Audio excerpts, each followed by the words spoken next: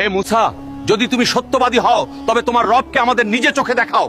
যতক্ষণ না আমরা আল্লাহকে পরিষ্কারভাবে দেখব, আমরা ঈমান আনবো না। এই শব্দগুলো ছিল বনি ইসরায়েলের সেই ৭০ জন সর্দারের, যাদেরকে মুসা নবী তুর পাহাড়ে আল্লাহর কাছে ক্ষমা চাওয়ার জন্য নিয়ে গিয়েছিলেন। এর আগে বনি ইসরায়েল সোনার একটি গরু তৈরি করে তার ইবাদত শুরু করেছিল। এই কারণে আল্লাহ তাদের ওপর অনেক অসন্তুষ্ট হন এবং তাদের তওবা করার নির্দেশ দেন। এরপর মুসা নবী তার কওমের ৭০ জন সর্দারকে বললেন, চলো তুর পাহাড়ে গিয়ে আল্লাহর কাছে ক্ষমা চাই। যখন তারা সবাই সেখানে পৌঁছালেন, তখন হঠাৎ তাদের মুখ থেকে অত্যন্ত ধৃষ্টতাপূর্ণ কথা বেরিয়ে এলো। তারা উচ্চস্বরে বলল, হে মুসা, যদি তুমি সত্যবাদী হও তবে তোমার রবকে আমাদের নিজের চোখে দেখাও। যতক্ষণ না আমরা আল্লাহকে পরিষ্কারভাবে দেখব, আমরা ঈমান আনব না। তখন হঠাৎ আকাশে কালো মেঘ ছেয়ে গেল, তীব্র বজ্রপাত হতে শুরু হলো। এরপর জমিন সজোরে কেঁপে উঠল এবং এক ভয়াবহ বিস্ফোরণ ঘটল। এই ঘটনাকেই কোরআনে রাজফা বলা হয়েছে। এক মুহূর্তের মধ্যে ৭০ জন সর্দারের প্রত্যেকেই মাটিতে লুটিয়ে পড়ল এবং কেউ চিৎকার করার সুযোগও পেল না। সবাই সেখানে ঝলসে গিয়ে প্রাণহীন হয়ে পড়ল। এই দৃশ্য দেখে হযরত মুসা নবী কাঁদতে কাঁদতে সিজদায় লুটিয়ে পড়লেন